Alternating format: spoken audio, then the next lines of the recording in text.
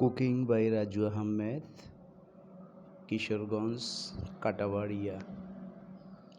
আপনাদের যদি pasta make করতে হয়, সুন্দর মতো খেতে হয়, প্রথমে 250 গ্রাম পাস্তা নেবেন, 2টা ডিম, 4টা কাঁচামরিচ, 2 প্যাকেট মশলা, 2টা পেঁয়াজ, পরিমাণ মতো তেল, পরিমাণ মতো লবণ দিয়ে মিক্স করে নেবেন। প্রথমত পাস্তাটাকে সিদ্ধ করে নেবেন, ডিমটাকে আলাদা করে ফ্রাই করে নেবেন।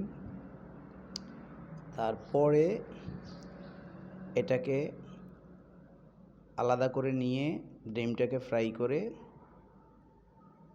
সুন্দর মতো ফ্রাই করে একটু কড়া করে লাল লাল করে এর পাস্তাটাকে ঢেলে দিবেন। এবারে মশলা 2টাকে পরবর্তীতে দিবেন, দিয়ে নাড়াচাড়া দিয়ে যথাযথ সময় এটা উঠিয়ে নেবেন। যারা পাস্তা খেতে চান রাজু আহমেদের নিকট চলে আসেন। আসসালামু আলাইকুম ওয়া রাহমাতুল্লাহি ওয়া বারাকাতুহু।